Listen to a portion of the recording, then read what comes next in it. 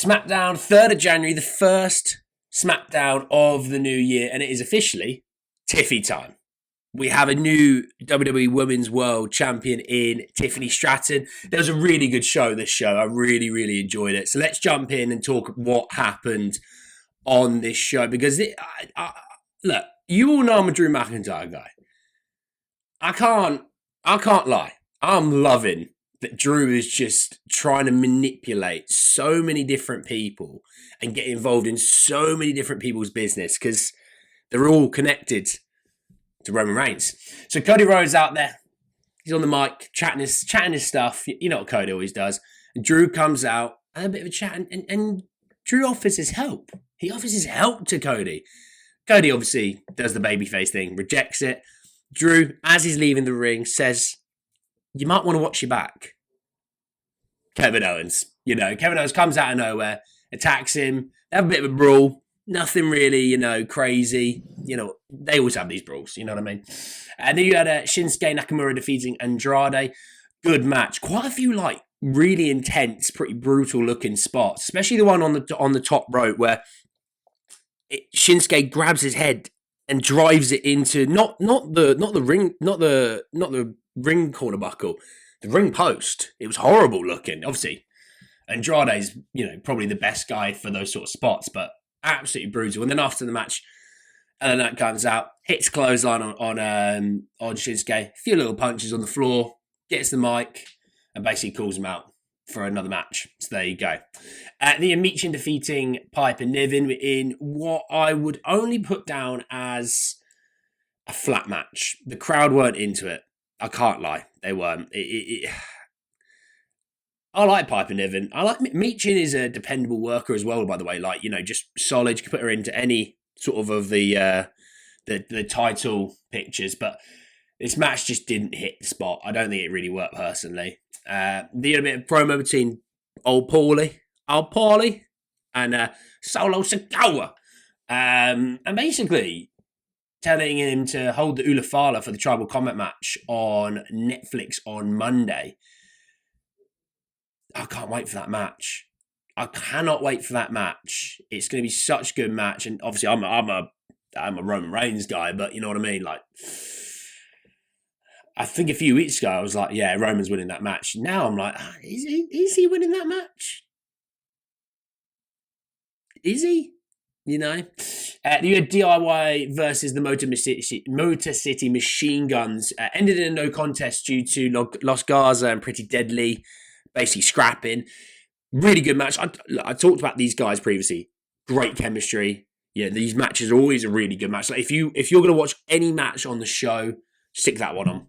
You're not going to be left unimpressed. If you think about Gargano and Tommaso Ciampa down in NXT Black and Gold, and some of the matches they would have, with one another, but also people like Adam Cole, things like that. You always knew you were going to get a really good match. These four are absolutely no different. Absolute bangers always. But it probably leads to the idea that there's going to be a 4-way tag match. That's the thinking I have. Will it finish like that? I don't know, but why the hell are Scars getting involved? I know about Pretty Deadly, but and then you had a women's championship match between Nia Jax and Naomi, which is a solid match. Nia Jax has had, obviously, look, I've just said Tiffy's won the title. Nia Jax's title reign, I actually quite enjoyed. I didn't think it was bad whatsoever. Obviously, some really good high spots. The counter off the top rope, but it looked like she was going to cash in, and then she's got the referee. She says, I want to cash in. She then pushes the referee, who drops the briefcase. She picks up the briefcase. She domes Naomi on the top of the head. Nia Jax, basically, she hits the, I can't remember what the move's called, but basically hits the top rope, I guess, crushing move. I don't know what it's called. I can't even lie, I don't care.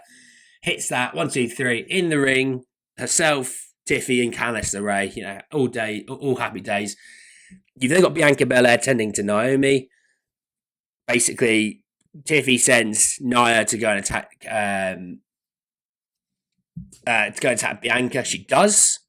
And then on top of that, then that's where Tiffy hits again. She hits with the briefcase, but this time to Nia Jax. She throws Candice LeRae into the ring post. You know, Bianca then attacks Nia. Then it's really weird. Then Tiffy pulls Bianca out of the ring, throws her at the top of the announce table, gets the briefcase, cashes it in, hits the prettiest moonsault. 1, 2, 3. You have new women's world champion, which, hey, I'm here for. We are definitely Tiffany Stratton fans. And then finishing off, we had basically a bloodline match. We had the new bloodline of Solo Sikoa, Tama Tonga, and Jacob Fatu versus the OG bloodline of the Usos and Sami Zayn. And it was chaos, to be honest. It was absolutely chaos. The new bloodline picks up the win, which I think is expected, to be honest. He did pin Jey Uso, which I found quite interesting, but it was an expected win because obviously, look, if you've got tribal combat on Monday night, you need to be sending in basically the guy to face Roman Reigns off of the back of a big win. And picking up a win over a Jey Uso, a pinfall win as well, a clean win in that regard, it builds to a bigger match with Roman Reigns. Obviously, Roman picking up the win over Solo Sikoa at Survivor Series. You need Solo to go in with a bit of form and a bit of momentum into this match because you don't want to make it predictable that if Roman is to win, it's not so easy to predict. But if he wasn't to win, it's like, well, how is this guy going to win? He's out of form, all that stuff. So good match overall. Nothing too mental happening in that. There's some stiff shots team Tama Tonga and Sami. If you didn't see that, it's all over Twitter. But look, I'm surprised Jimmy's recovered as well as he has from a broken toe. It's a fair play. Bit of an Iron Man in that regard. Drew came out and sort of stood by ringside. Jay hits him with a dive. That's interesting. That's something to hold on to. Again, Drew just getting involved in everyone's stuff. So we'll have to see how that one goes. But overall, really, really good show. Really, really enjoyed it. I definitely recommend one of those. It's one of those SmackDowns you could check out and you won't be too unhappy, that's for sure. But let me know what you thought down below and I'll speak to you all soon. Take care. Peace.